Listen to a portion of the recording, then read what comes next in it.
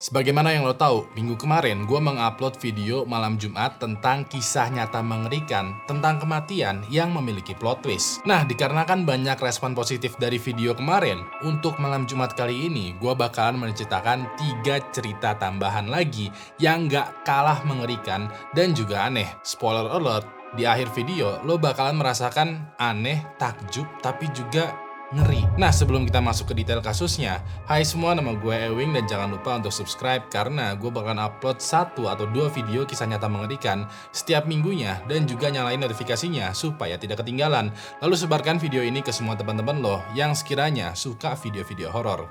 Kalau udah siap, langsung aja kita mulai kisah nyata mengerikan untuk episode kali ini.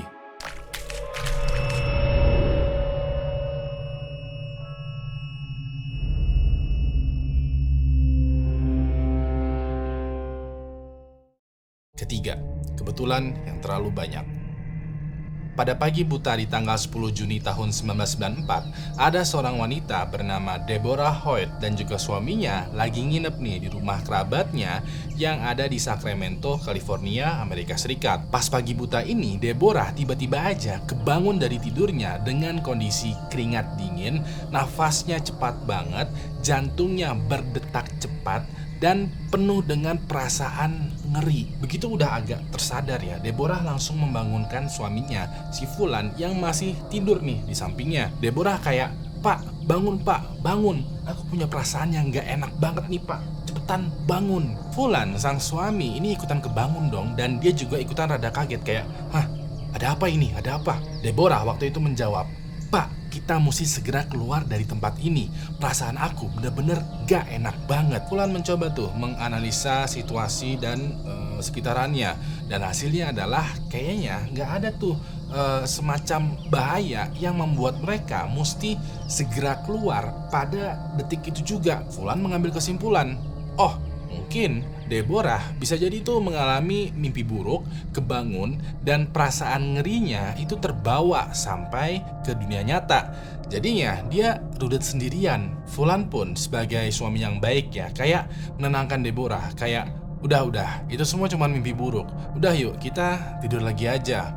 Tapi tetap aja Deborah tetap gak mau menuruti saran suaminya.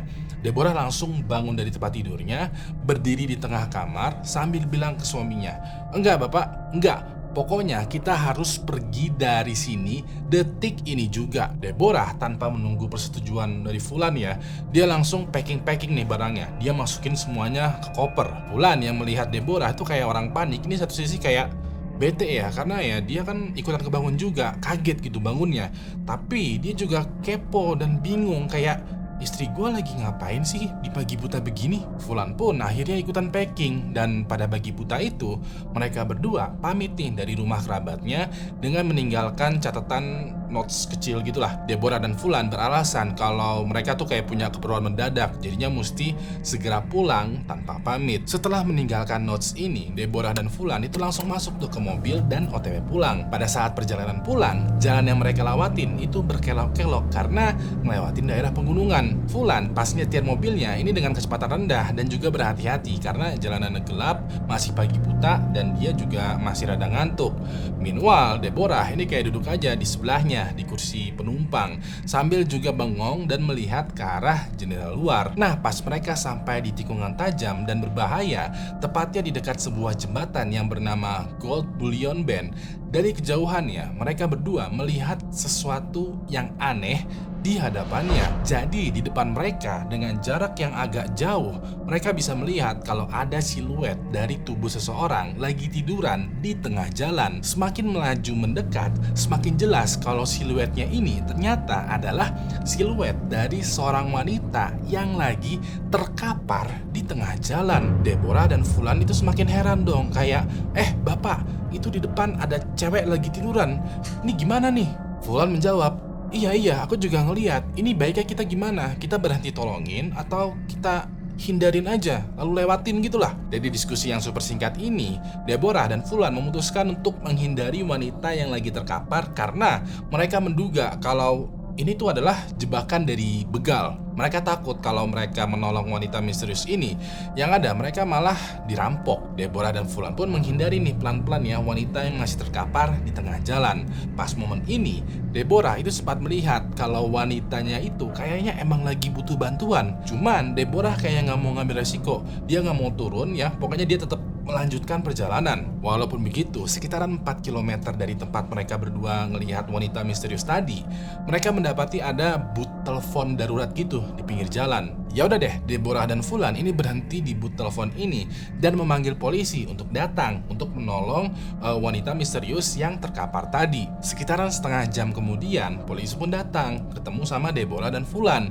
Kita sebut saja polisi ini dengan sebutan Fulano. Deborah dan Fulan laporan tuh ke Fulano. Mereka berdua bilang kalau di sana di dekat jembatan Gold Bullion Bend, mereka melihat ada wanita yang terkapar di tengah jalan yang sepertinya membutuhkan bantuan. Ya udah deh, Fulano yang menerima laporan ini itu berterima kasih dan bergegas tuh menuju ke lokasi wanita misterius. Sementara itu, Deborah dan Fulan itu lanjutin lagi perjalanan mereka. Fulano pas itu dengan mobil polisinya ya menyusuri jalan sambil juga memperhatikan betul kondisi sekitar, mencari tahu keberadaan wanita misterius ini. Tapi walaupun udah sampai di tempat yang dituju, persis di dekat sebuah jembatan Gold Bullion Bend, dia nggak menemukan wanita yang terkapar di tengah jalan. Fulano keluar tuh dari mobilnya untuk memeriksa lebih detail lagi, tapi tetap aja dia tidak menemukan tanda-tanda kecelakaan atau wanita misterius yang terkapar di tengah jalan. Fulano akhirnya berkesimpulan, bisa jadi wanita tadi itu emang begal mungkin ya, atau mungkin dia halu, kayak nggak tau lah. Fulano balik lagi nih OTW ke kantor polisi. Nah, pas di kantor polisi, Fulano sempat ngobrol tuh sama anggota polisi lainnya. Dalam obrolan ini, Fulano cerita-cerita kalau dia tuh tadi sempat ngecek ke Gold Bullion Bend, menangani laporan tentang wanita misterius gitulah pokoknya. Dia cerita-cerita. Obrolannya ini terdengar tuh sama seorang detektif bernama Rich Tracer. Dan pas dengerin ya, dia bilang kayak ke Fulano nih, kayak bisa nggak kamu anterin aku ke sana? Kebetulan aku juga ada tuh kasus di sekitaran situ. Ya udah deh, sekarang ya Fulano beserta dengan detektif Rich balik lagi tuh ke Gold Bullion Bend. Pas sampai di lokasi, kali ini Fulana notice dengan sesuatu hal yang aneh. Pas pertama kali kesini kan, Fulano bilang kalau dia tuh tidak melihat apapun di tengah jalan. Tidak ada apa-apalah, pokoknya nggak ada hal yang mencurigakan sama sekali. Bener-bener normal aja. Pas ini Fulano melihat ada sepasang sepatu kecil berwarna putih tergeletak di tengah jalan. Detektif Rich langsung memeriksa sepatu ini dong dan mulai menganalisa tempat sekitaran. Waktu itu detektif Rich kayak jalan tuh menuju ke hutan yang ada di samping jalan. Fulano ngikutin tuh dan mereka jalan terus sampai akhirnya mereka menuju ke bawah jembatan. Dan pas itu mereka lagi-lagi menemukan sesuatu yang aneh. Yang mereka temukan pada momen itu adalah ada sebuah mobil sedan berwarna merah dengan kondisi yang sudah hancur dan tertimpa oleh batang atau dahan pohon. Dan pas diperiksa lagi lebih detail, ternyata di dalam mobil tersebut, di kursi supir dan juga penumpang yang masih terikat oleh safety belt, itu tergeletak jenazah dari seorang wanita. Di samping jenazah seorang wanita, pas lihat lagi, ternyata ada nih buah hati dari jenazah wanita ini, tapi dalam keadaan sudah tidak sadar dan minim sekali tanda-tanda kehidupan. Karena kan ini darurat ya, detektif Rich dan juga Fulano langsung memanggil backup karena mereka harus menyelamatkan anak ini dan juga menyelidiki TKP lebih lanjut. Nah, penyelidikan mengenai temuan tadi itu ternyata tidak memakan waktu yang lama karena kasus yang sedang diselidiki oleh detektif Rich itu tadi emang tentang kasus wanita ini dan juga buah hatinya. Jadi, detektif Rich sedang menyelidiki kasus tentang seorang wanita bernama Christine Scubis dan buah hatinya yang bernama Nick yang dilaporkan menghilang secara misterius oleh keluarganya. Keluarganya bilang kalau kabar terakhir dari Christine dan Nick adalah ya mereka lagi pergi di jalan menuju ke sebuah daerah dekat dengan Gold Bullion Bend. Cuman ditunggu beberapa saat bahkan sampai beberapa hari mereka berdua itu tidak memberikan kabar lagi. Pas inilah keluarga melaporkan kalau mereka berdua itu menghilang secara misterius di sekitaran Gold Bullion Bend. Sampai akhirnya mereka ditemukan tuh di bawah jembatan secara kebetulan oleh detektif Rich dan juga Fulano dengan kondisi di mana Christine sudah meninggal dunia dan Nick dengan kondisi yang kritis. Detektif Rich ketika memeriksa TKP ya, itu menduga kalau pada malam kejadian, Christine itu yang ngantuk nih ya, itu nggak sengaja ketiduran pas sedang menyetir mobil. Pada saat ketiduran ini, mobilnya itu terprosok ke dalam jurang dan terjatuh persis ke bawah jembatan. Nah, demi mencari pertolongan, Christine sengaja keluar dari mobil, naik ke jembatan, dan tiduran di tengah jalan. Sampai akhirnya Deborah dan Fulan yang kebetulan waktu itu lagi lewat, ngeliat tuh Christine lagi terkapar di tengah jalan. Tapi seluruh dugaan tadi itu ditepis oleh dokter forensik yang memeriksa jenazahnya Christine. Menurut dokter forensik, Christine gak mungkin keluar dari kecelakaan mobil lalu menidurkan dirinya di tengah jalan.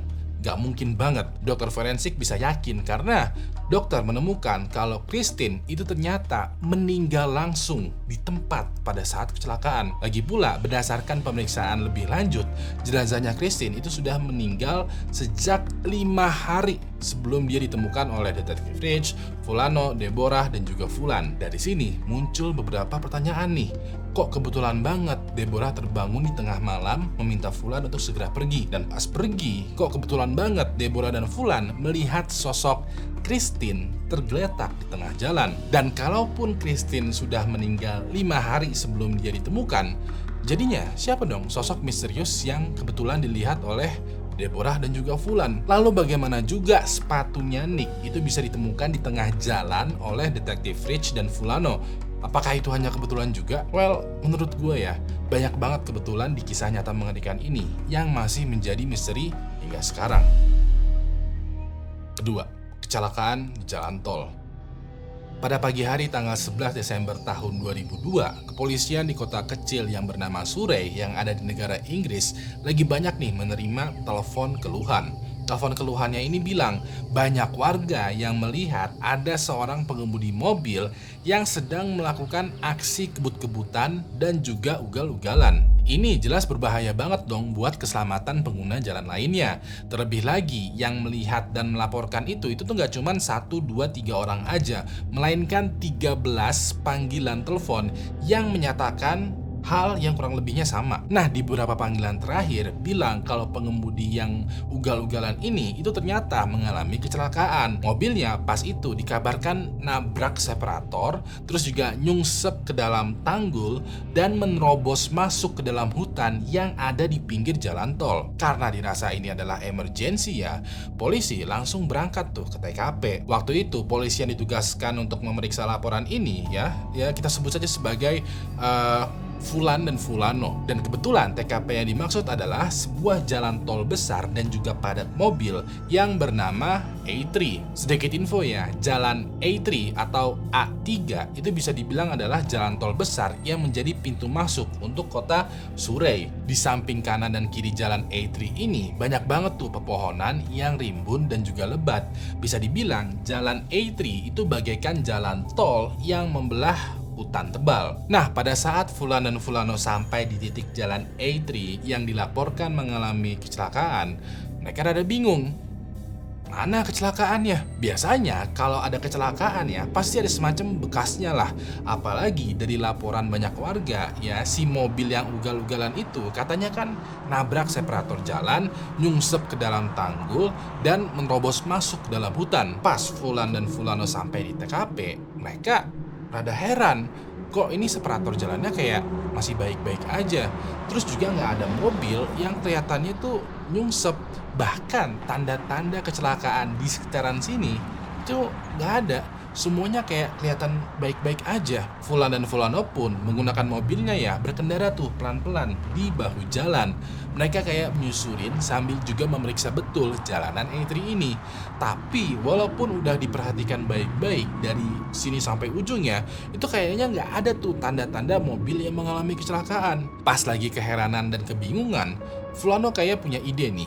Fulano waktu itu bilang, mungkin si mobil yang ugal-ugalan itu emang kecelakaan, tapi dia nggak menabrak separator jalan. Mungkin si mobil tuh kayak lolos aja tuh di celah separator jalan, masuk ke dalam hutan, dan karena mobilnya tuh melaju cepat ya, dia masuk banget tuh ke dalam hutan sampai-sampai sulit terlihat, Fulano menyarankan, gimana kalau kita menyusuri jalanan A3, tapi fokus mata kita adalah mencari si mobil yang udah nyusruk masuk ke dalam hutan. Dan bener banget dong, pas mereka lagi menyusuri jalanan, kali ini Fulan dan Fulano melihat kayak ada sesuatu kotak besar gitu yang terbuat dari metal atau plastik di dalam hutan. Mereka berdua langsung turun dari jalan tol, masuk ke dalam hutan, dan jalan terus menuju ke temuan mereka itu. Begitu sampai, Fulan dan Fulano langsung bernapas lega karena yang mereka temukan ternyata adalah mobil yang dilaporkan mengalami kecelakaan. Mobilnya ini kayak udah penyok di beberapa tempat, kusut, lusuh, kotor, debuannya tebel banget di bodi dan jendela. Pokoknya udah jelek dan rongsok banget lah pas pertama kali ditemukan oleh Fulan dan Fulano. Fulan dan Fulano menghiraukan kondisi mobilnya dan langsung tuh ya menghampiri ke sisi pengemudi mobil sambil juga ketok-ketok tuh jendelanya. Fulan dan Fulano bilang kayak, "Bapak, Ibu, gimana keadaannya? Baik-baik aja kah? Kita di sini ingin menyelamatkan Anda." Ditunggu beberapa saat, nggak ada tuh jawabannya. Ya udah deh, Fulan dan Fulano buka dong pintu mobilnya ini. Pas dibuka, apa yang dilihat Fulano dan Fulan pada momen itu ya bener-bener ngebuat mereka bingung banget. Sebelum gue menceritakan kelanjutan dari Fulan dan Fulano, supaya paham, gue bakalan ceritain dulu nih background tentang mobil yang ugal-ugalan ini. Jadi, pada tanggal 16 Juli tahun 2002, sekitaran 5 bulan sebelum Fulan dan Fulano menemukan mobil yang ugal-ugalan, ada seorang pria bernama Christopher Brian Chandler yang lagi minum-minum di sebuah bar yang lokasinya sekitaran 1 jam perjalanan dari kota Surrey. Pada malam itu, kondisinya Christopher ini udah sedikit mabok, udah tipsy, efek dari minum-minuman beralkohol. Christopher sebenarnya ingin lanjut minum, tapi dia tuh mesti udahan karena dia mulai ngerasa parno gitu guys. Udah merasa nggak aman, udah kayak ada yang dia ngerasa kayak ada yang mengawasi dia. Ternyata ya, alasan kenapa Christopher parno banget pada malam itu adalah Christopher merupakan seorang buronan polisi atas kasus perampokan. Karena dia adalah buronan, selama beberapa waktu terakhir, kehidupannya Christopher itu selalu aja nomaden. Dia selalu berpindah-pindah dari tempat ke tempat supaya bisa kabur dari kejaran polisi. Pada malam itu, pas lagi minum sendirian di bar, Christopher kan ngerasa kayak diawasin nih ya. Dan dia curiga kalau di barnya ini jangan-jangan udah ada polisi nih. Ya udah deh, Christopher menyudahi acara minum-minumnya, keluar dari bar, masuk ke mobil, dan berniat tuh bermalam di kota Surrey. Yang dia nggak tahu adalah malam itu ternyata adalah malam terakhir Christopher dilaporkan masih terlihat. Untuk besok-besok harinya, nggak ada yang tahu nih keberadaan Christopher. Nah, detektif yang menangani kasusnya Christopher itu udah mewawancarai itu teman dan juga keluarganya Christopher, tapi nggak ada yang tahu kabarnya gimana. Mereka antara nggak mau cepuin karena takut, atau udah biasa gitulah kalau Christopher tuh menghilang ya. Namanya juga seorang kriminal, wajar aja dong kriminal tuh kabur tanpa ada kabar. Kasusnya Christopher pun pada akhirnya menjadi kasus yang tidak terpecahkan tuh karena gak ada yang berhasil menangkap dia. Sampai balik lagi tuh ke tanggal 11 Desember tahun 2002 pada saat Fulan dan Fulano membuka pintu mobil berdebu ini. Mereka agak terkaget dan juga bingung. Mereka berperasaan seperti itu karena ternyata yang duduk di kursi mobil driver ini adalah sebuah jenazah yang sudah sangat-sangat membusuk. Membusuknya itu udah parah banget, sampai-sampai jenazahnya itu kayak sebagian tubuhnya meleleh dan tulang-tulang organ di dalam tubuhnya tuh kelihatan. Pokoknya kelihatan banget kalau jenazahnya ini udah lama banget meninggal, terbengkalai, dan tidak terawat sama sekali. Yang membuat Fulan dan Fulano bingung adalah kan mereka baru dapat panggilan tentang kecelakaan itu tuh pagi tadi. Ya pagi ini barusan. Tapi kok si pengemudinya udah kayak meninggal kayak udah berbulan-bulan yang lalu. Mereka juga baru sadar nih ya, kayak kalau emang kecelakaannya itu baru terjadi pagi tadi, kenapa mobilnya penuh dengan debu ya? Dirasa ini adalah TKP, Fulan dan Fulano menelpon backup dong supaya tim pengolah TKP segera datang. Singkat cerita, begitu tim pengolah TKP memeriksa TKP, hasilnya adalah ternyata jenazah yang ditemukan oleh Fulan dan Fulano itu benar tuh dugaan lo. Itu adalah jenazahnya Christopher. Dan dokter forensik yang memeriksa jenazahnya ini mengkonfirmasi bahwa Christopher tuh emang udah meninggal semenjak 5 bulan yang lalu berdasarkan dari tingkat kebusukan jenazahnya. Yang artinya besar kemungkinan sekitaran 5 bulan yang lalu pada saat Christopher pulang dari bar, dia tuh sebenarnya dalam keadaan yang terlalu mabuk dan tidak diperbolehkan untuk mengendarai mobil. Dikarenakan terlalu mabuk, dia mungkin mengendarai mobilnya terlalu cepat, mobilnya tergelincir, nyusruk ke dalam hutan, mengalami kecelakaan tunggal, dan pada akhirnya meninggal dunia. Dikarenakan pada saat itu tidak ada yang melaporkan dirinya mengalami kecelakaan, yaudah deh, jenazahnya jadi terabaikan aja di dalam mobil yang berada di tengah hutan. Sampai baru deh 5 bulan kemudian, jenazahnya Christopher secara kebetulan ditemukan oleh Fulan dan Fulano. Fulan dan Fulano yang menerima kesimpulan ini tuh rada bingung karena mereka baru menerima telepon tuh pagi tadi. Tapi kenapa jenazahnya meninggalnya sejak 5 bulan yang lalu?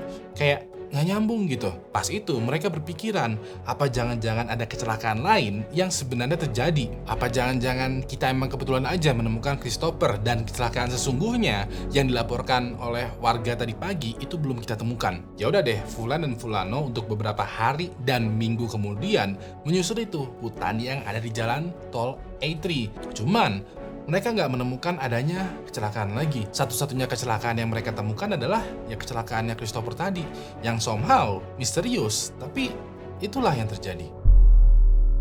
Pertama, hidupku, filmku. Pada tanggal 21 Desember tahun 1980, ada seorang wanita bernama Etta Louise Smith lagi tiduran di salah satu sel penjara yang ada di Los Angeles, California, Amerika Serikat. Pas Etta lagi enak tidur-tiduran nih, tiba-tiba aja pintu sel penjaranya itu terbuka. Pas itu kelihatan ada sipir penjara memasukkan satu orang tahanan ke dalam selnya Etta. Nah, satu orang tahanan yang baru masuk ini kita sebut saja dengan sebutan Fulana. Pas Fulana masuk, Etta langsung kebangun tuh. Dia kayak say hi, kenalan, basa-basi, ya namanya juga ketemu sama orang baru nih dalam satu sel penjara. Ya pasti lu ngobrol lah. Dalam obrolan ini, Fulana itu kayak nanya ke Etta kayak, cuy, lu masuk penjara karena apa? Etta yang menerima pertanyaan ini bukannya langsung menjawab ya, tapi dia kayak tersenyum lebar, tersenyum girang sambil ketawa gitu. Pas itu dia menjawab, well, kalau lo tahu kasus gue, lo bakalan menjadikan kasus gue sebagai sebuah film layar lebar. Fulana yang menerima jawaban dari Etta itu kayak bingung, kayak anjir ini orang pede banget.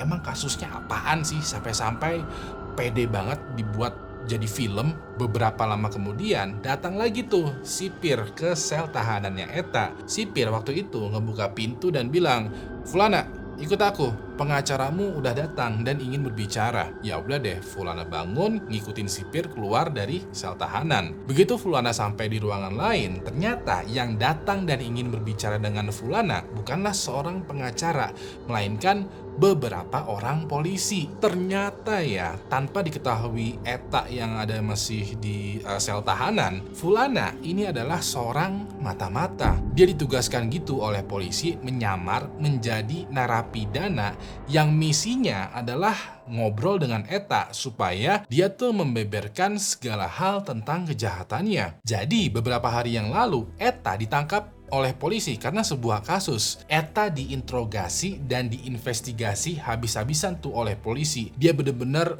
diminta untuk menceritakan semuanya atau bahkan mengakui kejahatannya. Pada saat itu, Etta memang menceritakan kesaksiannya versi dirinya sendiri, tapi dia bersikeras kalau bukan dia pelakunya. Nah, karena perdebatan di antara Etta dan polisi ini kayak nggak ada habis-habisnya, ya udah deh, polisi memutuskan untuk memenjarakan Etta aja dulu nih ya untuk beberapa hari. Di dalam penjara itu, polisi ngutus tuh Fulana dengan tujuan menjadi akrab dengan Etta dengan harapan Etta mau tuh mengakui kejahatannya. Pas Fulana balik lagi berhadapan dengan polisi, mereka semua nanya nih polisinya, kayak gimana? Apakah Etta menceritakan semuanya? Fulana menjawab, Etta emang menceritakan semuanya. Tapi lagi-lagi dia masih membantah kalau dia adalah pelakunya. Semua polisi langsung kecewa karena strateginya nggak berhasil nih. Beberapa saat kemudian, Fulana menambahkan lagi. Dia bilang, guys, ya, gua rasa Etta bukanlah pelakunya. Dia itu ibu-ibu yang fisiknya terbilang imut. Kayaknya dia nggak mungkin deh menjadi pelaku dari kasus pembunuhan ini. Jadi sekitaran tanggal 15 Desember tahun 1980, ada seorang wanita berumur 31 tahun yang bernama Melanie Urbe dilaporkan menghilang secara misterius. Melanie diketahui bekerja sebagai seorang suster di sebuah rumah sakit yang ada di Los Angeles, California, Amerika Serikat. Pada hari itu, entah karena alasan apa ya, Melanie dilaporkan tidak masuk kerja. Pihak rumah sakit nelpon dong ke rumah keluarganya Melanie, tapi keluarganya Melanie malah bilang kalau dia tuh udah berangkat ke rumah sakit buat kerja. Pihak rumah sakit bingung, kalau dia udah berangkat kerja, kok dia nggak muncul di rumah sakit. Nah, dikarenakan hal ini, pihak keluarga dan juga pihak rumah sakit akhirnya melaporkan ke pihak kepolisian, melaporkan kalau Melanie telah menghilang secara misterius. Setelah 2 hari melakukan pencarian, pada tanggal 17 Desember tahun 1980, Eta ujuk-ujuk datang tuh ke kantor polisi. Waktu itu Eta bilang ke polisi yang ada di resepsionis kalau dia tuh kayak mau buat laporan. Laporannya ini adalah dia bilang kalau dia tahu lokasi jenazahnya Melanie yang dari kemarin itu sudah menghilang. Resepsionis yang menjawab kayak, "Oke, Ibu tunggu di sini dulu ya. Bentar, biar saya panggilin detektif yang menangani kasusnya Melanie."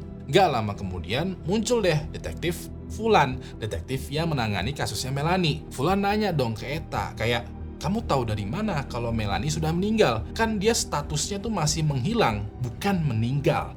Melanie dengan simpel menjawab, "Aku tahu aja." Fulan semakin bingung dong, tapi juga semakin curiga karena yang cuman tahu kondisi sebenarnya dari Melanie adalah pelaku atau orang yang terlibat langsung. Tapi di satu sisi lain, Fulan kayak masih nggak percaya, kayak, ini orang pasti caper doang kali. Fulan lalu nanya lagi, kayak, "Oke, bisa nggak kasih tahu di mana letaknya jenazahnya Melanie? Sekalian juga bisa nggak ceritain lebih detail lagi apa yang sebenarnya terjadi terhadap Melanie?"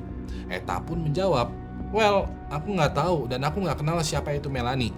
Yang jelas yang aku tahu adalah dia dirampok, dipukulin sampai mati dan jenazahnya dibuang di Lopez Canyon." Sekedar info, Lopez Canyon adalah semacam daerah padang rumput yang gersang gitu, yang letaknya sekitaran 40 km dari Los Angeles, California. Eta yakin kalau jenazahnya Melanie itu dibuang di sekitaran Lopez Canyon ini. Fulan yang mendengar kesaksiannya si Eta terus makin bingung dong, kayak kok ini orang tahu banget secara spesifik apa yang terjadi terhadap Melanie. Bahkan dia sampai tahu loh lokasi jenazahnya Melanie. Walaupun begitu, dikarenakan Fulan agak ragu ya, dia bilang tuh kayak, "Oh, oke, Ibu Eta, terima kasih ya atas infonya. Kita tampung dulu. Gimana kalau besok kita ketemu lagi?" Eta menyetujui hal tersebut dan ya udah deh, dia pergi dari kantor polisi. Sekitaran 1 atau 2 jam kemudian, Eta datang lagi tuh ke kantor polisi. Kali ini dia nggak datang sendirian, tapi sambil juga membawa 2 buah hatinya yang masih kecil, yang berumur 7 dan 5 tahun. Pas sampai di sana, Eta langsung meminta lagi ketemuan sama detektif Fulan. Ketika mereka udah berhadapan langsung, Eta bilang, "Pak Fulan, tadi saya ke Lopez Canyon dan bener banget, saya nemuin jenazahnya Melanie. Bahkan yang pertama kali menemukan itu salah satu dari buah hati saya nih." Fulan yang mendengar kesaksiannya Melanie ini bengong dan gak percaya dong, kayak, "What?" Dalam hatinya tuh kayak, "Lu beneran nemuin jenazahnya Melanie? Kok bisa? Dan ngapain pula lo ngajak buah hati lo untuk mencari jenazah?" Walaupun begitu, Fulan dengan tenangnya nge-follow up lagi tuh ke kesaksiannya si Eta. Kali ini, Fulan, Eta, dan beberapa anggota polisi lainnya OTW menuju ke Lopez Canyon. Dan bener banget, di sana mereka menemukan jenazahnya Melanie yang udah berantakan akibat dipukulin sampai meninggal. Dan di momen itu juga, Eta langsung ditangkap oleh detektif Fulan. Nah, pada saat di ruang interogasi ya, Eta protes kayak, "Kenapa jadi saya yang ditahan? Bukan saya Pak pelakunya, bukan saya pembunuhnya. Saya cuma nemuin jenazahnya Melanie aja." Fulan di satu sisi ya tidak mau juga tuh ngenahan Eta karena memang tidak ada bukti yang bilang kalau Eta adalah pelakunya. Walaupun begitu, kan Melanie tuh menghilang selama 2 hari terakhir nih, gak ada kabar sama sekali.